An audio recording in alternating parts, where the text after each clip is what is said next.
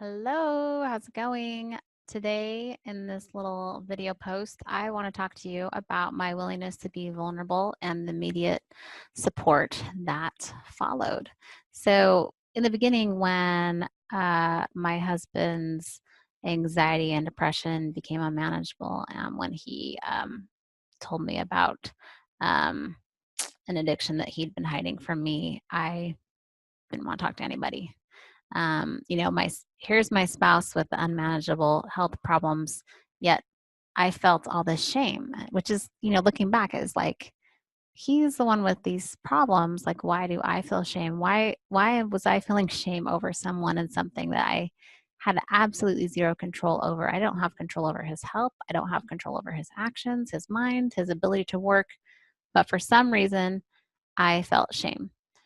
At that point, I didn't know, and my husband wanted to keep his health problems a secret, so I followed suit.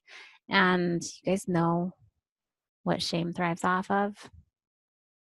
Secrets. Shame thrives off secrets, my friends. So um, I felt shame. He felt shame.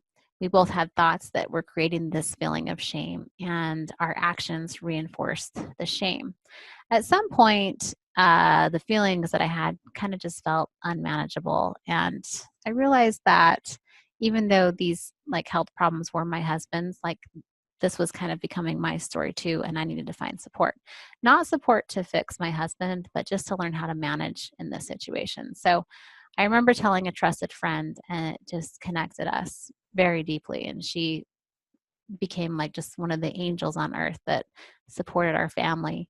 Um, I told another trusted friend, and it turned out she could relate, but was like a few years ahead of me in the game. And this happened over and over. I was directed to like, and prompted to get in touch with certain people and certain friends at specific times. And it was just what I needed.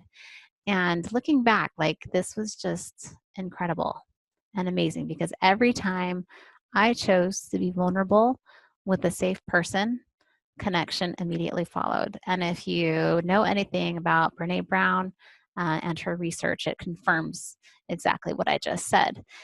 Now, looking back, why did I have so much shame? The shame I felt in the beginning had nothing to do with Danny and his situation and everything to do with me and my thoughts. I'm in control of my thoughts, which lead me to feel the feelings that I have. I was Another thing I just want to share with you guys, just a little story to kind of drive this home to you guys. Um, for some reason, I felt extra shame and I was extra scared to open up to our old dental school friends about Danny's mental health. And he kind of felt the same too. And I think part of it is maybe has to do with where my insecurity, my own insecurities during that time of my life. Um, but the crazy thing, like looking back, is these people only wanted to love and support us. And, um, through my mind management and the tools that I learned through coaching, I got to a place where I wanted to reach out to these friends again.